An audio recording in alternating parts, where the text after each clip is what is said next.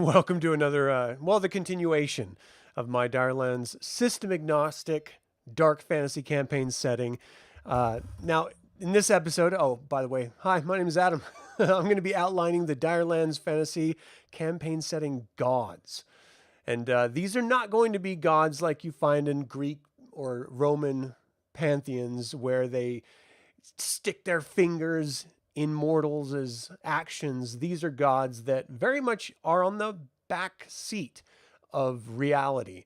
Whether or not they even assist anyone with anything is up to conjecture. And we'll sort of get into the different magic systems in another episode. But they're only sort of half the magical potential of DireLands. Some of it, of course, comes from the cosmos itself and other cosmic entities, extra dimensional beings and stuff. So when we're talking about the gods, we're very much talking about nature gods, which does sort of fly in the face of the way a lot of fantasy settings think of gods. You know, they always sort of present them as these ideas of sitting on, in like a throne on some mountain high in the sky or on some other realm of existence, sort of peering into reality and watching mortals roam and do their thing. Not here. All right. So let's get into it. Let's talk about where I'm getting some of the inspiration for this. And ultimately, first and foremost, because this is meant to be system agnostic, I wanted to lean on our own history a little bit. And because my ancestry is Scottish, I thought, well, how about we go with like the Picts or the Britons or the Welsh or the Irish for inspiration, because they very much were a druidic focus with their gods. They did believe that there was like, groups that came from other realms of existence. And that's sort of what taught them how to do things. It's very similar to a lot of other creation myths and civilization forming myths around the globe, but very much magically oriented. But again, unlike others like Egypt or Roman or Greece or Aztec gods, they didn't really deal with humans that much. I mean, sometimes like heroes would come in and out of realms, or maybe they would have like little creatures and little battles and stuff. But I don't really want to bring that side of it into this. I want this to be a very mortal focused campaign setting. And when something does come from somewhere else, more often than not, it's probably going to be from the cosmos rather than extra dimensional or omnipotent forces like we think of as gods. So I leaned heavily on Celtic myths and Celtic gods and stuff, but because DireLands is a trinity of a world, different types of existence, we have the original foundation of people in Calia. And let me just show you here. This is the continent of Falest that we're looking at. So Calia are sort of that First Nations people, the original people. Locastin is a mix between the original people and the nation that was formulated by the Witch Queen. And so they sort of took on their own identity. Bressis, the people of Bressis actually came from the West, and they're completely separate from the native-born people of Falest. And so because that is the trinity of everything that is DireLands, the conflict between these three forces in different ages and in different ways, I want the gods to be able to exist in that same dichotomy, in addition to the way that the different people see the gods. They all have their own cultural vernacular for the gods. And so that's what I'm presenting here. So some of these words are going to be Old English. Some of them are going to be Gallic, and I'm going to pronounce them completely wrongly. So do not think that I've got it correct. And that's primarily because the linguist that I had connected with dropped out. And like very surprisingly, I mean, ghosted me for almost a month, and then finally did reach out and just say, I just don't have time for this anymore. I can't do it. I cannot fault people for, losing interest or losing time or not wanting to do something after they've committed to it. I get it. Life happens. But I was pretty disappointed. And it means that I'm lost for a linguist for the language development. I will be resolving that, but until that's resolved, we're going to be focusing on Gaelic and sort of just made up words for building out the world, so to speak. All right, so let's start with the gods. So we have got 8 greater gods and we've got 5 lesser gods. And again, because each of them are presented, they're all seen in different ways and called different names by the different nations, the different cultures. I have 3 names for each of them. And I'm just going to go through them and explain briefly what those gods do, what they represent, what their symbols are. And I'm not going to go over in their histories or anything like that. But then ultimately, I want to draw some of the symbols for you guys. And because, of course, I'm going to be doing a campaign manual eventually, I want to make sure I have that artwork done. So I'm going to start it tonight. I don't know how far I'm going to get into it. I only really have an hour to do this. I'm trying to fit these episodes in with real life, and it's proving to be pretty difficult, to be quite honest. So let's get into this. So the very first god, you know what? Let me do this. I'm just going to focus on this view for all of you, and I'm going to look at my notes over here. So the first god is the god of the dead, the Dark One. He appears as a normal man. Oh, yeah. And so aside from just regular lore of our own human cultures on our planet, I leaned heavily into the Advanced Dungeons and Dragons Legends and Lore book and went with all of those Celtic deities, matched them up with other Celtic deities when there was alternate names. And if there weren't alternate names, I just looked in the Gaelic dictionary for words representing or words that were associated with those gods and came up with some names that way. So first up, God of the Dead, the Dark One, appears as a normal man when he does enter the corporeal realm. And I add in the appearance for each of these because you never know. You know what I mean? You never know if they will ever make an appearance, or if they do make an appearance, whether they'll allow themselves to be known for who and what they are. They might just be a mysterious being that happens to be present witnessing a massive event. Or perhaps when something miraculous occurs, people look around and there might be someone walking away that, might have influenced that outcome. That's the type of engagement I want the gods to have. Very passive, very hands-off. And what they will do is grant power to those that are devoted to them, i.e. clerics and priests and such, druids. But ultimately, it is very hands-off. All right, so Arubianus is the Kalia name, that very, very primitive name. Locastin calls him Aron, and Bressus calls him Marb.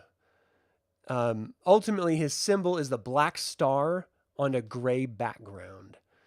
So I kind of dig that idea. Black star on a gray background. The next god, greater god, is called Dagda, or Iomad, or Iomud. And that just, again, Kalia, Locastin, or Bressus, depending on who you're talking to, this is how they refer to them. And again, all of this information, because the original First Nations people didn't have a written structural language. It was all very much like the Celtic in our world. There was literally no written language. It was all just verbal, shared stories, shared lineage. That's how they told their stories of their existences. And that's how these First Nations people in Kalia and Locastin did it as well. It wasn't until the men of Bressus came over to Fall Est that we actually start getting these written records. So whether these are accurate 100%, that's also up in the air. You may run into tribes somewhere in Kalia where they reject the names that you've given to describe these individual gods, or pretty much anything for that matter, because quite frankly, the source might be wrong that Bressus got it from. And I like that idea, because then the only way that you can find truth is to reach out to the individual people. You can't just go to the great libraries of Bressus and find out everything there is to know about Fall Est. Because first and foremost, Not even the Kalia culture knows everything about this world. They're not the first people. They're referred to as the First Nation people, but they built some of their cities and some of their ruins on top of older cities and ruins. And so there have been more ancient peoples here, whether they're human or not is unknown, that's just lost to history. And they just don't know who they are. And so there's just this depth of lore that is going to be uncovered partially with the campaigns that I'm writing, but not straight up presented with the campaign guide. You know what I mean? All right. So Dagda or Iomuth is the dozen king. He appears as a shabbily dressed man with a large club, and his symbol is a bubbling cauldron. I just love that idea. And, it takes me back to Macbeth with the three witches, or it takes me back to literally the Black Cauldron with Chronicles of Prydain. I mean, I just love the iconography there. The next god is Danu, or Mather, or Bandia, and that is the mother goddess. So she appears as a young maiden. Her symbol is the snake climbing a downturned sword. So very much like that sort of health symbol that we have in our world of that rigid pole with the snakes going up it. In this particular case, it's a downturned sword with the snakes climbing it. I wanted to make the connection between healing and sort of that caring mother vibe. And that's why I chose to go that direction. The next god is Samildinach, or Lomfad, or Luch. And this is known as long-handed, or the god of generalities. He appears as a tall man with very large hands. His symbol is a pair of long hands. Super creepy sounding to me. It makes me think of Pan's Labyrinth in the feasting room with the guy with the eyes in his palms. Super freaky and scared the shit out of me, but I loved it dearly. Just that imagery. So I'm going to have to do something creepy like that with this guy. The next god is Ruz, or Praulix, or Ferge, and that's the god of the sea. He appears as a large, red-bearded man. His symbol is a wave of white water on a green background. The god following that is going to be Nuada, or Kogada, or Kunspan, and that's the god of war. He appears as a man with an artificial silver hand. His symbol is a silver hand on a black background.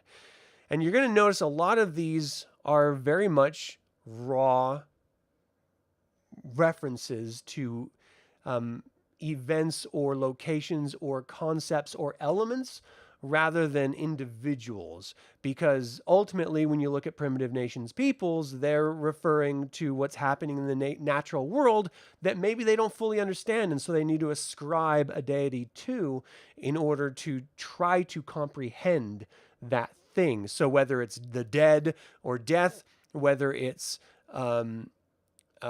dozens king, like multiplicity, whether it's a mother, sort of like Mother Nature, for example, whether it's, sort of generalities or just traits or knowing skills, the sea, war, knowledge, force, and nature, that's what they're ascribing these gods to. And that's where druids and priests and even magic users, like arcane styled magic users and sorcerers, are going to be drawing their power from. Of course, some of them are also going to be cosmic and otherworldly, but we'll get into that later.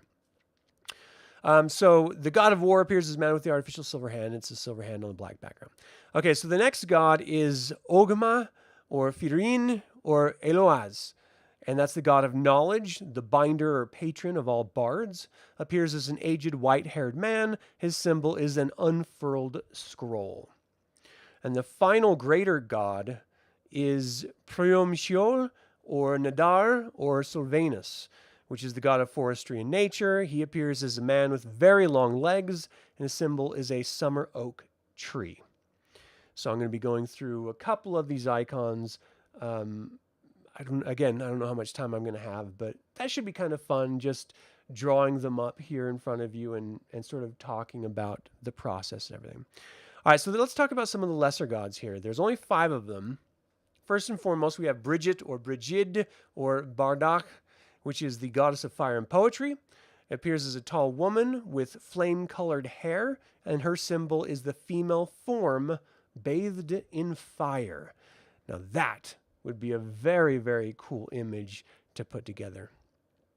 The next god, lesser god, is Dianakekt, or Belanos, or Ligish, and that's the physician of the gods. Appears as a young man. His symbol is a crossed oak and mistletoe branch. So very much the healer-focused type creature if you don't want to go to that sort of mother goddess patron.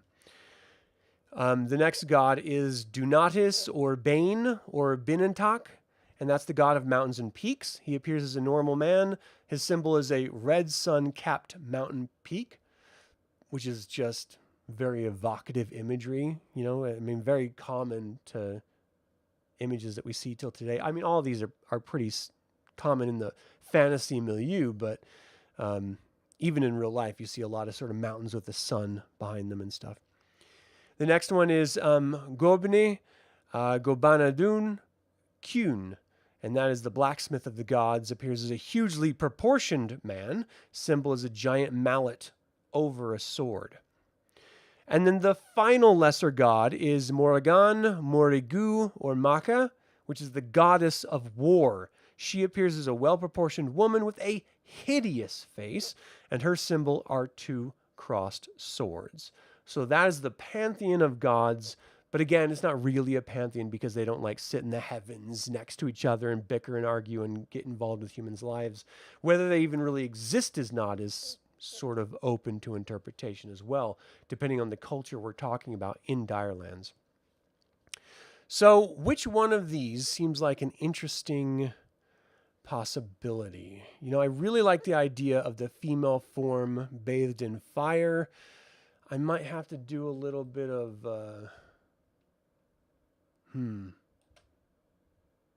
get some source imagery here. So let's look at female form images really quick, and what would be a nice evocative approach.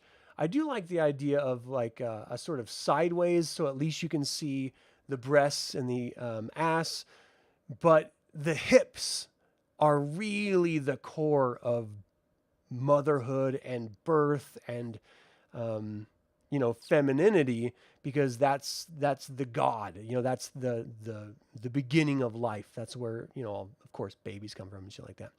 So I'm not sure whether I want to do like a frontal view or a side view. If I did a frontal view, you're not really going to, because it's the female form bathed in fire, I'm thinking silhouette.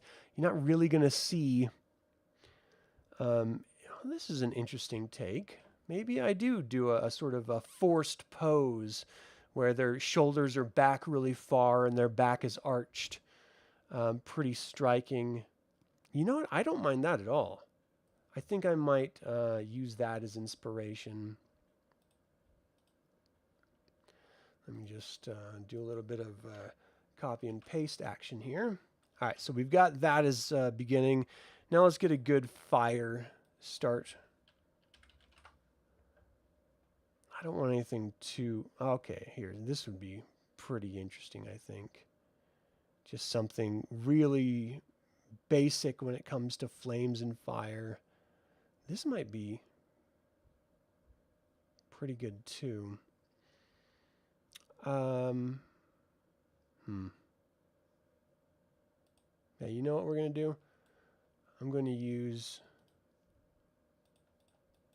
This is a starting point as an idea, and then I'm just going to use that as the beginning of what I'm going to do here. All right. So first and foremost, we have to have that center flame that is just jutting up. We want to get a couple of these really nice peaks going on before... Oop, I thought I knocked that off.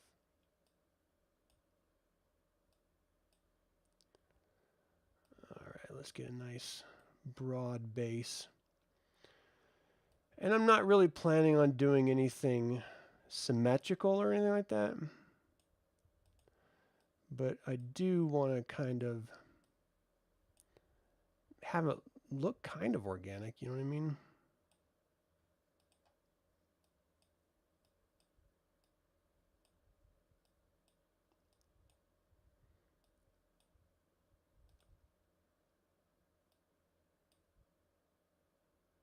Let's go super deep here. So, yeah, I don't know how I really feel about that, to be quite honest. With all of this stuff, I'm going to be playing with it for quite some time. So don't take any of this as like the final version. It's just sort of a work in progress. But especially for stuff like this where I have like a tight hole here. Heyo. Let's see if I can just knock that out real quick. And maybe we're just going to have like, I really don't like that. So let me add on to this.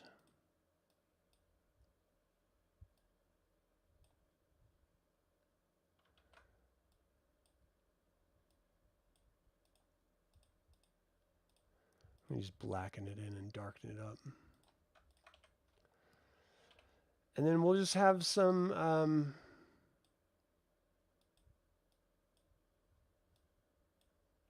little knocked out white notes through here. Some of them will be larger than others. Some of them will just sort of be fun little twisty turns, you know. Just to sort of open this up a little bit is all.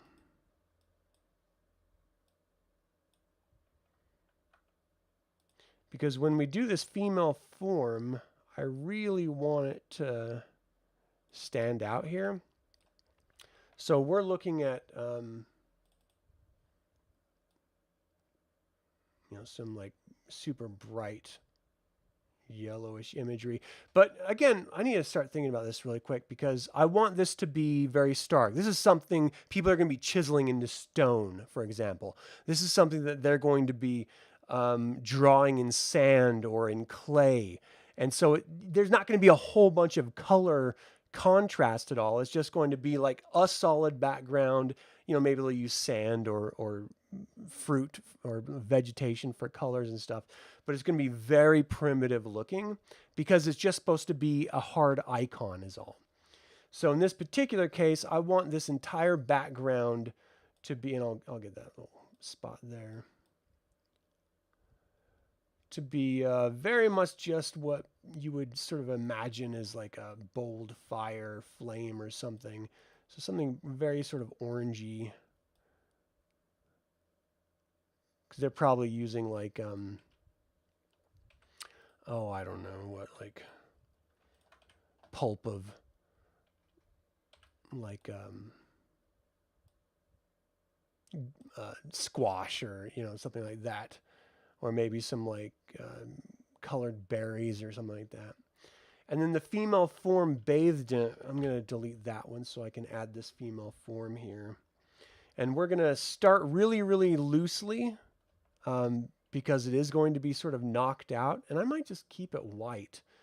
I don't know, maybe I'll start black and just see what happens. But I want it to very much stand on its own here. You know,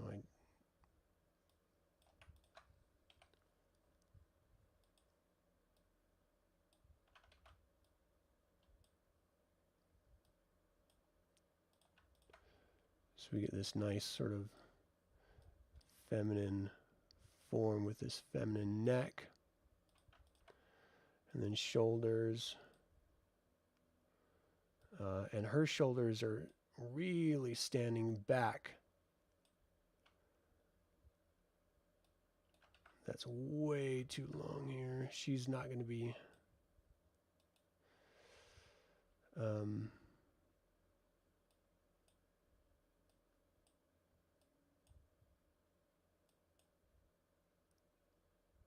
right, so it meets up here with her her form. We get her hips flowing back really nicely. And we're actually going to stop at the bottom edge of this. And then we're going to pick it up back at the top. And really what we have here is the hint of a shoulder, and then it's just breast. And then it's rib cage going down to her belly, and then back to the hips. I'm actually drawing her a lot thinner just to keep that sort of evocative appearance. But again, we're not extending past that there. So we're getting just that hint of a hip that goes to the thigh. It's eventually going to be going down to the kneecap, but we're not going to be going that far here. I do like thick. Revealing a bit about myself here, other than my inability to select this damn point. My taste in women here.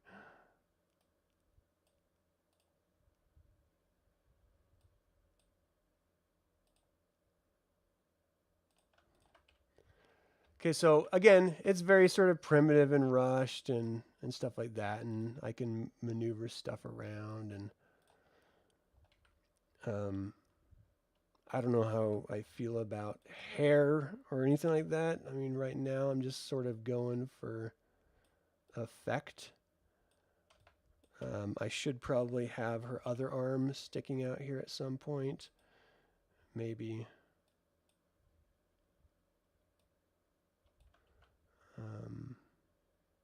It's bent back, and then her hand sort of comes down.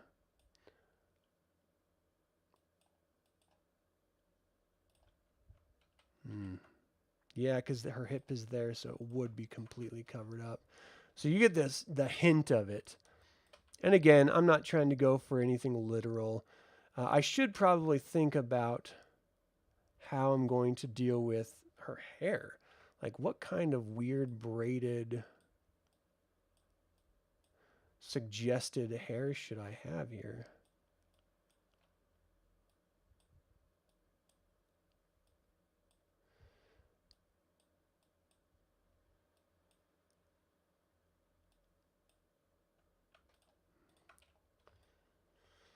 I was going to do like a bun, but and this face really isn't working for me, but it is just a suggested.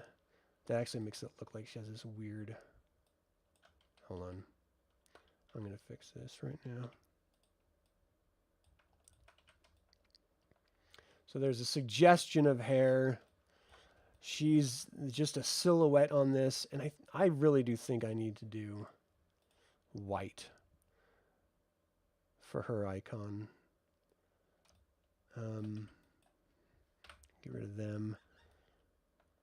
I just feel like it would, the contrast, you know, would be a little bit better. Let's find out.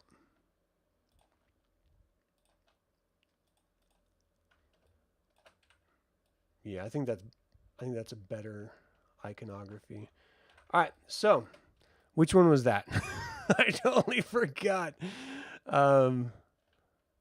That was Brigid, or Bardak, which is the goddess of fire and poetry. All right, Bridget, where are you? So we've got her. Nice. One down. What else are we going to do? I got a little over a half hour left. Let's do greater gods.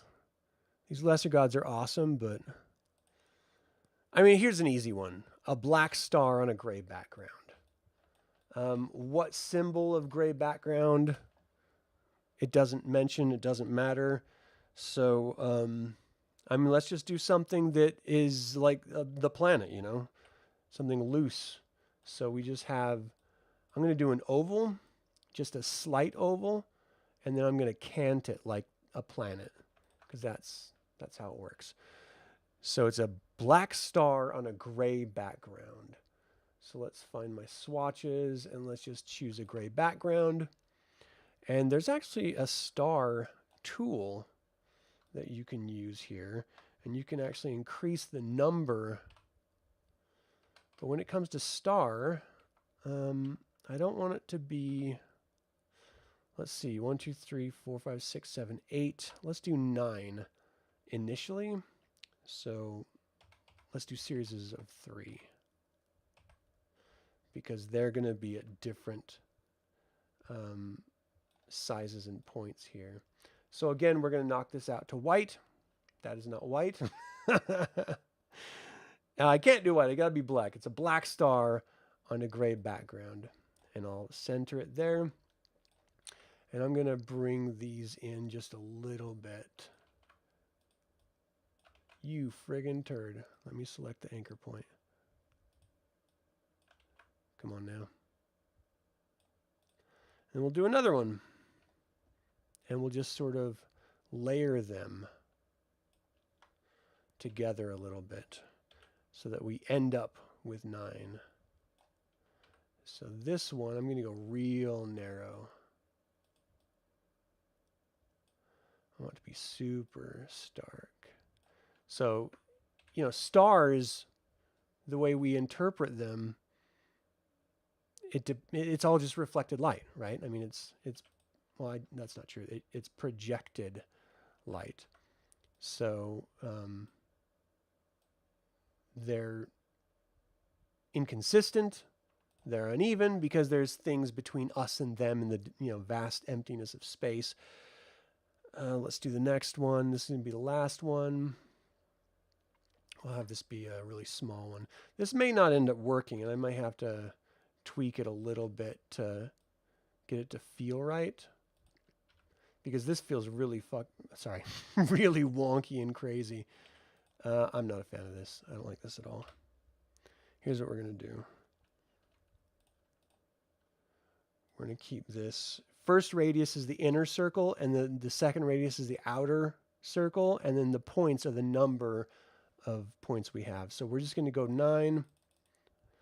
We're going to have the inner circle be 30, and the outer circle be 250, and we'll see what it looks like. Not bad. So from here, I can sort of tweak this. I do want some of them to break that mold, but not all of them. So I'm going to bring in a couple of them. 1, 2, let's bring you in a little bit.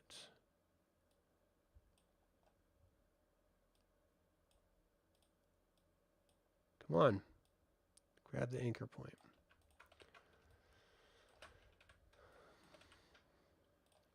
And I don't know if I want that much gray either. It's a black star on a gray background. So again, this is sort of an oval, so it's not perfect. This entire thing is intentionally not perfect. We do have that sort of typical upside down sort of pentacle, pentagram shape with 4 other sort of limbs almost sticking out. I kind of like how that looks, especially when we get it small. Because you're like, wait a second, is that a spider web? What is that? Okay, so that is for Erubanus. Let's try to get the same scale here. There we go. I'm going to have to shrink these down because these are actually, if I get it over to Donatus, I don't mind a little bit breaking through, but I don't want it all breaking through, you know what I mean? So let's try to get the same visual size. It doesn't have to literal be, it's the visual weight that I'm looking for to do it. And you know what? Just the designer in me, I don't mind if that makes the eye. Right there. You turd. All right. So we got 2 of the gods. What else can we do? What's another good god? A wave of white water on a green background. That's interesting. So what if we did like a crazy background that's like Hold on a second.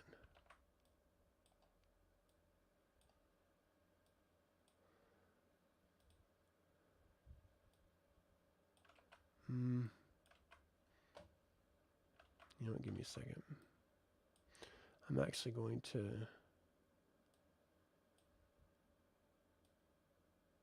mess with this with my anchor point tool. You come hither. Because I want those to be sort of out on their own. So this is going to be our green background. What color green we want? I don't know. It's going to be white on green. So maybe we do something a little more minty. Because ultimately it's like sea foam, right? That's the green that I'm thinking of. We want to kind of emulate each side to be the same. All right, let's look up water. A nice wave.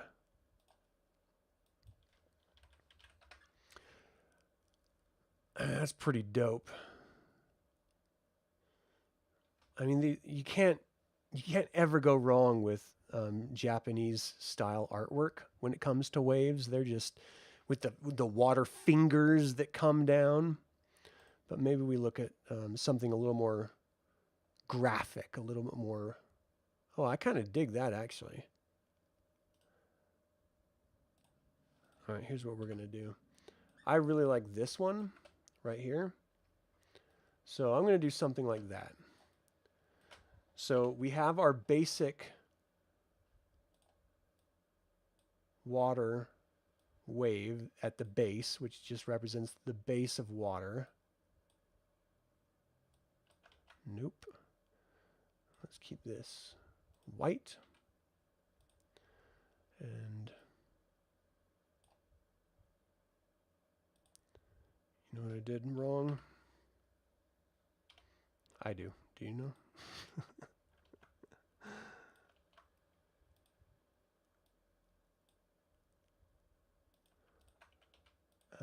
Everything with this is wrong.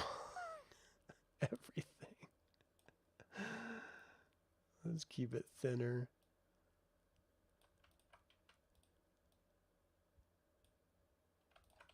All right, so we have our base, and then we're going to do a nice massive wave on top of that that just curls in on itself.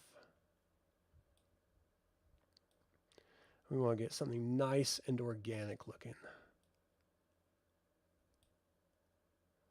but that comes down hard. And it looks like it would hurt if you were surfing on it and it crashed on top of you.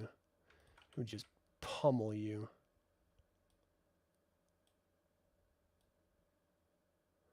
I want like a nice sharp point on that. But I also want it to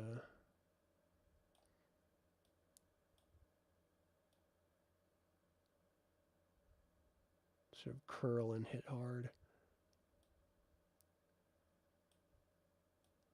That's not feeling right at all. I think it's because of this bad boy right here. Nope. Come on in, Holmes.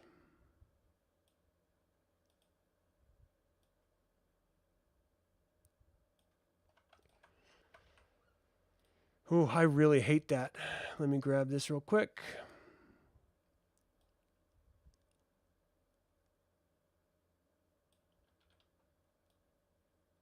So we'll get our nice first curve. I'll grab my anchor point tool and cut it back.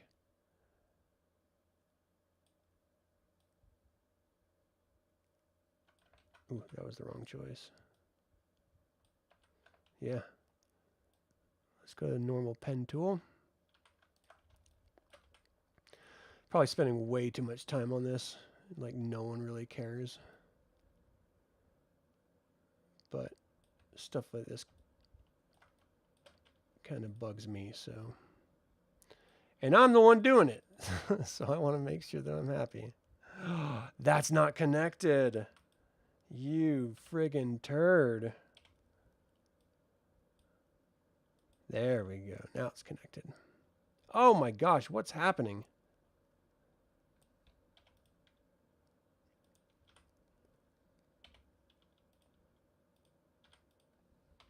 Get. All right, we're connecting here, and then we're connecting there. Why was that difficult?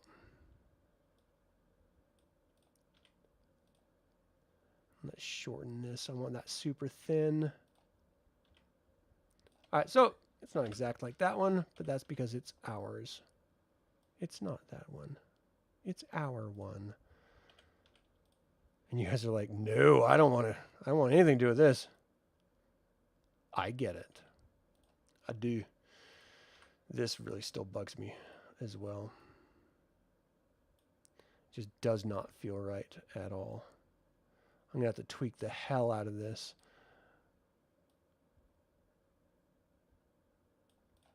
In any case, I'm going to shrink this down so that it fits a little bit nicer in my little shape. And we've got our green wave on a black, our white wave on a green background. And so that is a wave of white water on a green background is Ruse, the god of the sea. So right here. So I want the same visual weight as these bad boys. It's about here. All right, Ruse, there you go. What else? What else would be interesting? A summer oak tree. And that's the god of force and nature. Priom Choil, or Nadar, or Sylvanus. So a summer oak tree. Let's see what an oak tree looks like here. Summer oak tree. Oh yeah, that's classic. That is a classic looking tree. Okay, I don't know why I keep trying to do that.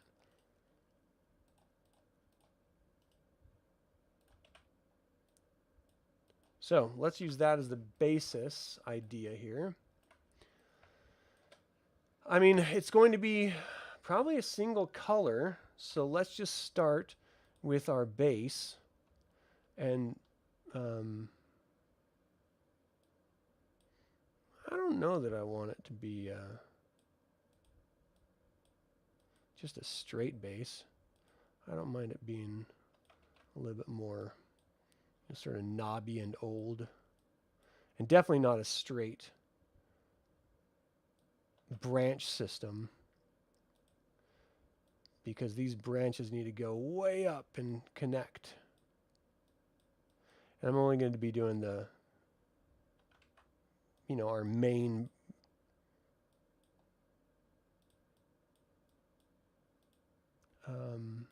branches going off of it, because it's going to be covered here in just a second. All right, and so we can sort of stop here and then just sort of go out.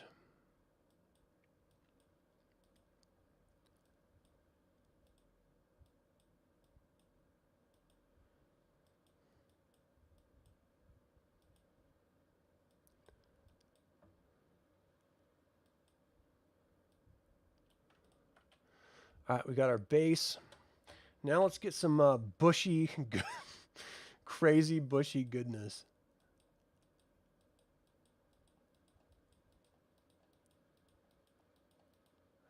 Which you probably won't even be able to notice it once I shrink it down. So there was like literally no reason to do it the way I'm doing it.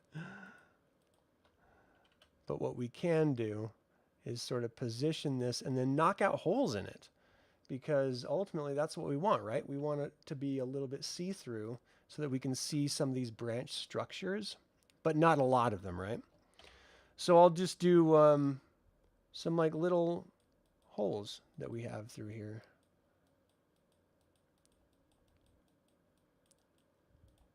Just little ones. We just want to give suggestions that there's more to this, the depth of this massive tree, than is being revealed. Oh, nope, nope, nope. We don't want anything like big and curved like that.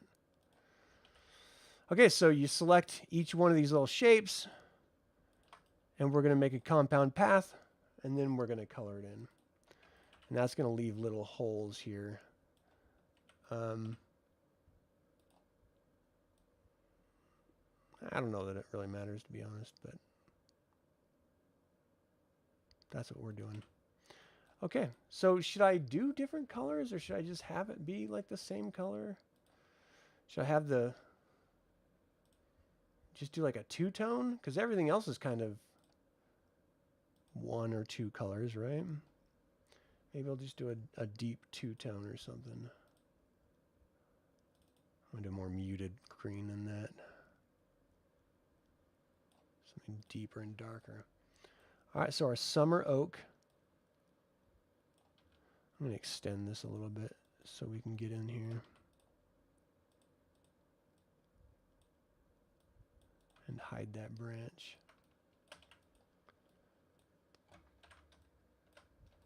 Which one was the summer oak again? Oh yeah, Sylvanus. Here we are at the very end. So let's get our visual weight. That's about equal in visual weight. All right, we got 3 of them. It's not bad. Not a bad start. How much time we got? I got about 15 minutes. What else? We can do one more in 15 minutes. Hey, Chris, how you doing, man? Looking forward to checking out later. Yeah. Well, we're building the gods right now, so.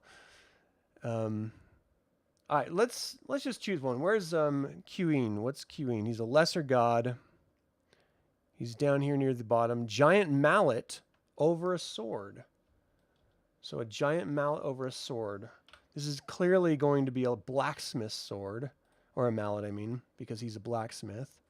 So, blacksmith hammer. Ooh, nice. All right. I kind of dig some primitive nature of like, I don't know, like something like this.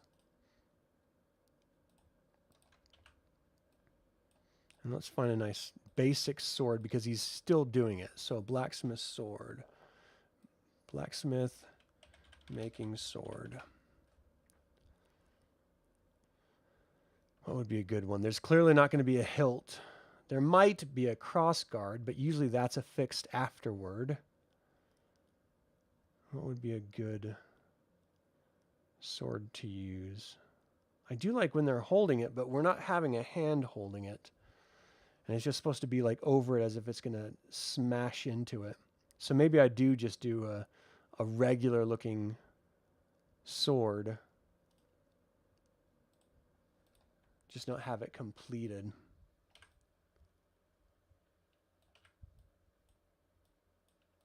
Yeah, I think I'll do something like that. All right, so first and foremost, let's get this mallet going. What we're looking at is the basic head of the mallet, slightly curved, and then this back portion, of course, like takes a hard turn in. So I'm actually gonna draw that out. Actually, here, let's do this. Just so I can get it as accurate as possible.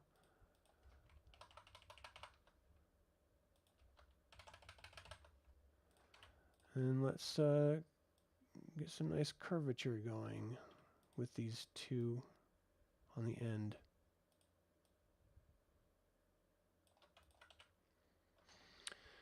I don't know how much detail I want to add, how you see the angled shape of this, because this is very sort of primitive icon. So I want to keep it pretty basic. When we get this shaft coming down here, I do very much want it to have some nice curvature to it, not feel flat. You know what I mean?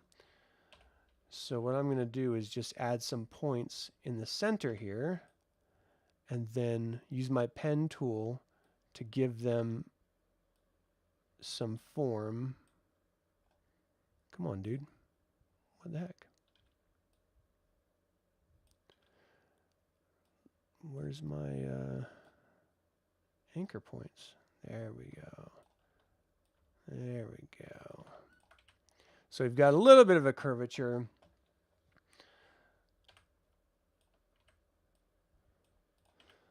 So it's a blacksmith's hammer. We're going to make the blacksmith's hammer black over a sword. Oh man, this is the choice though, because we want the sword to be glowing.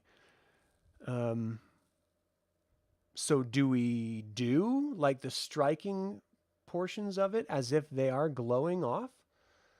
Let me give you an example of what I'm talking about here. So on one side of it, we'll have just the black.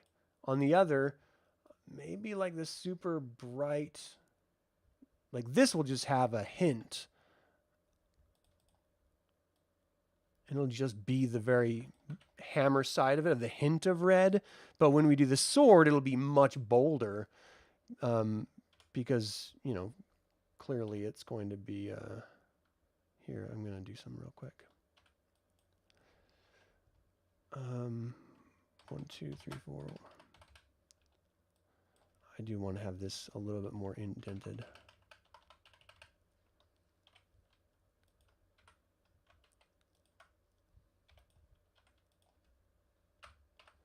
Why can I not select this damn thing? Add the path, you. Just so it does look a little bit tapered on that end. So we can barely see that red, but that's literally just from striking it and getting hot with repeated strikes, whereas the sword will have a lot more to it. So again, the sword is really just the blade. I'm going to go a little bit in and then a little bit out to the end point. And then I'm just going to copy that, flip it vertical, and then join it. Oh, mama, come here, all of you.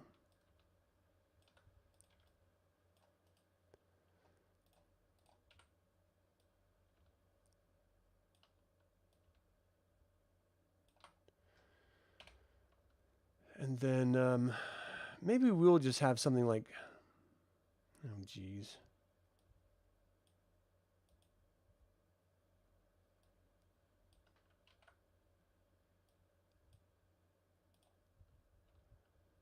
Just really sort of basic.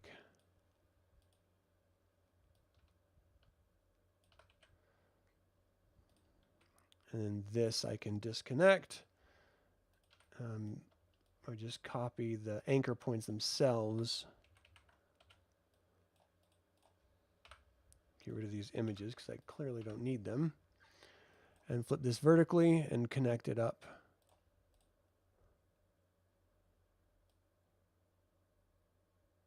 To this sword here.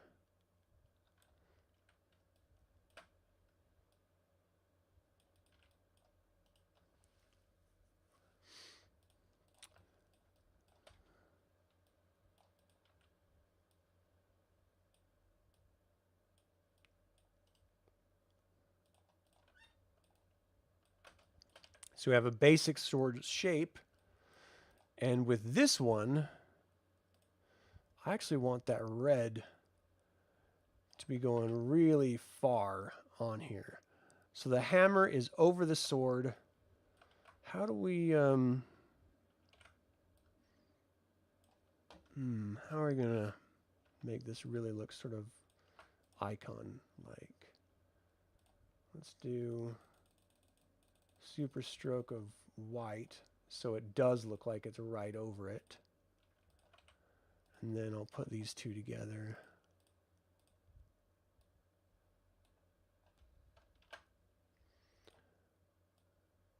And then maybe we tilt this sword.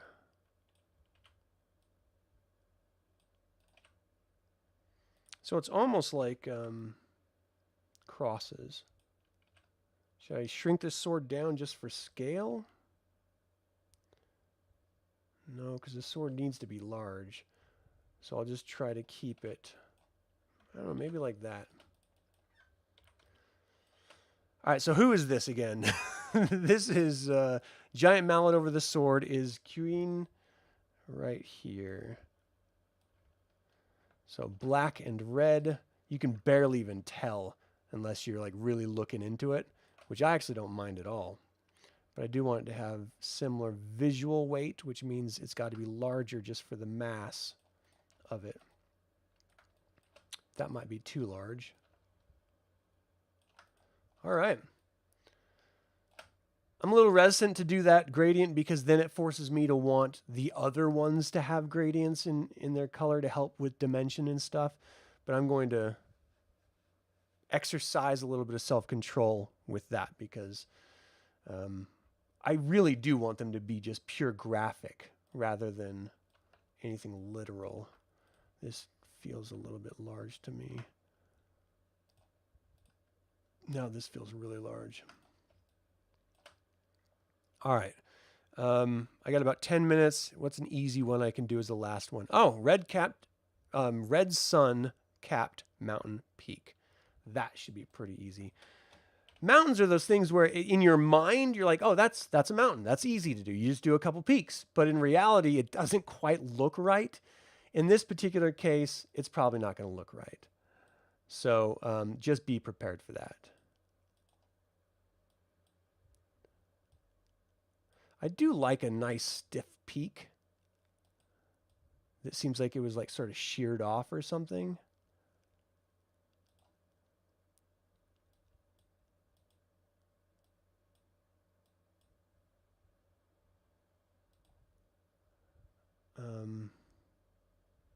Not really sure how to.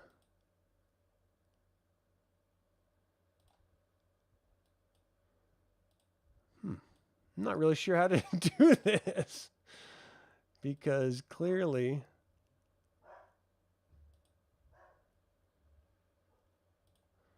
now my dog is barking. Why is my dog barking? What is it, Lassie? All right, so this is going to be a black peak because it's silhouetted against the red sun. And of course, the red sun is behind it, but I'm just going to give us a nice deep red. Ah, why do you keep going to the gradient? I'm over the gradient.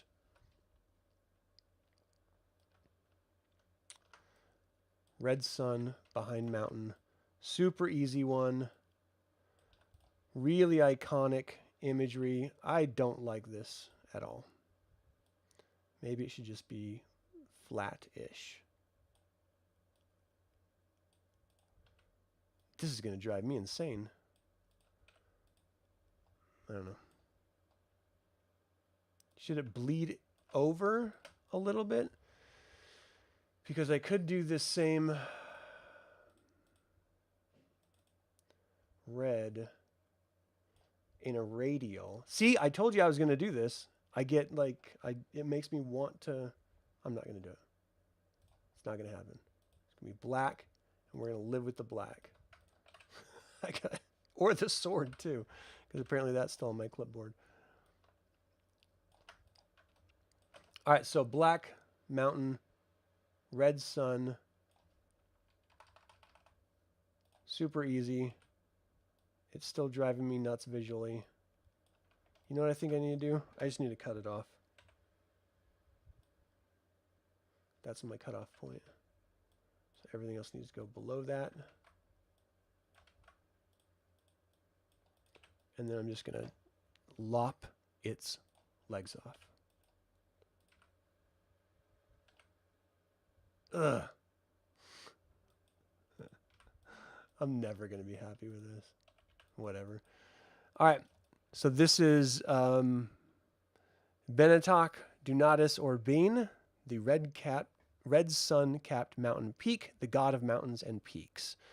So Dunatis down here. Let's make this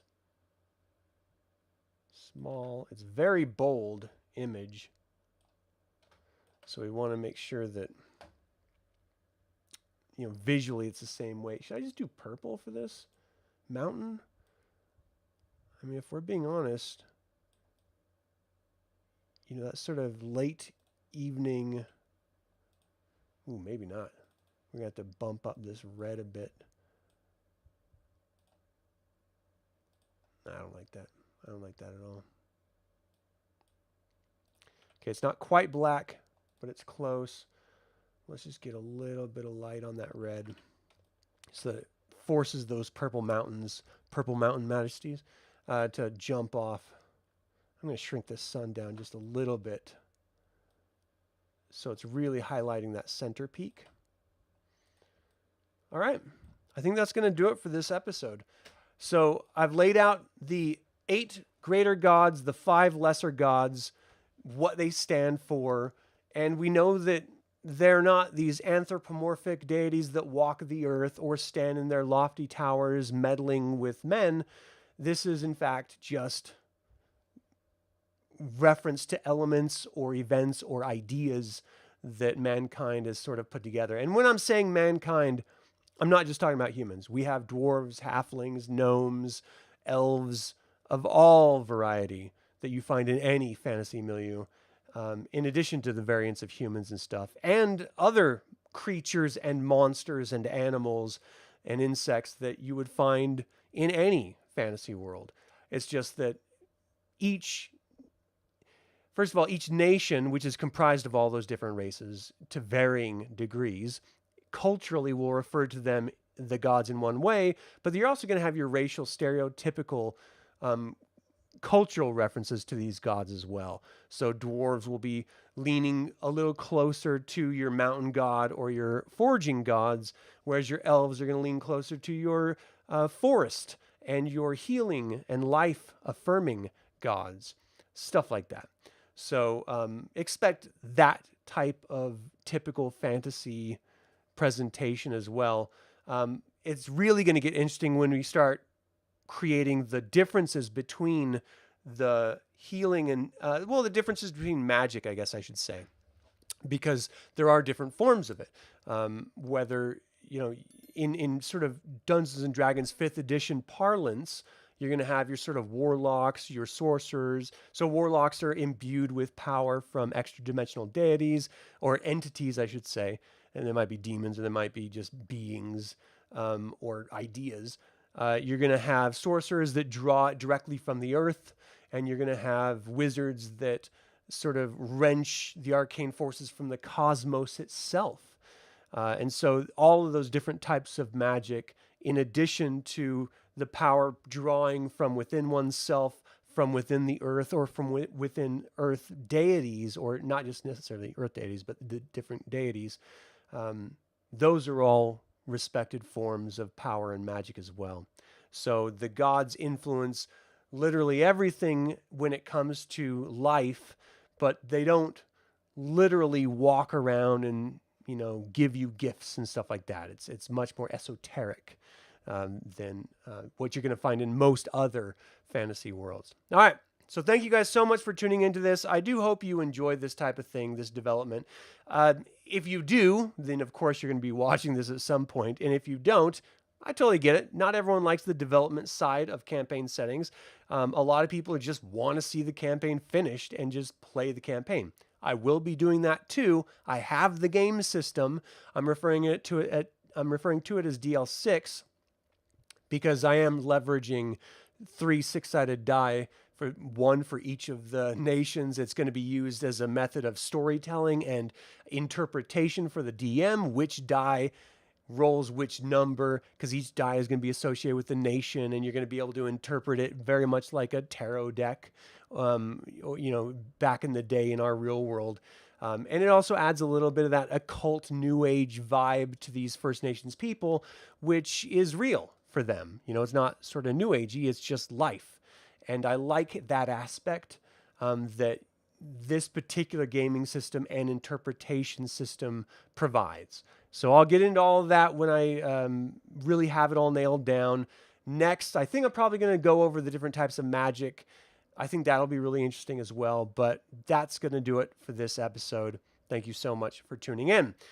Please consider subscribing to this YouTube channel, ring the bell to find out when next videos are going to be coming out, and click the like button. And this is all going to help other people learn about DireLands and this Eviliv3 channel, where it is just a celebration of my favorite tabletop role-playing games, you know, including Innomine and World of Darkness games and Call of Cthulhu and all sorts of other games out there that I'm going to be and have played on here, like Army of Darkness. We ran a whole 3-game streak of that, which was a whole lot of fun. And on this channel, we're about to do in the new year What We Do in the Shadows styled Vampire the Masquerade game. And that'll probably be 3 sessions as well. So look forward to that coming up.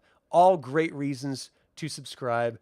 Thank you so much. As always, remember the evil spelled backwards is live, so get out there and be evil.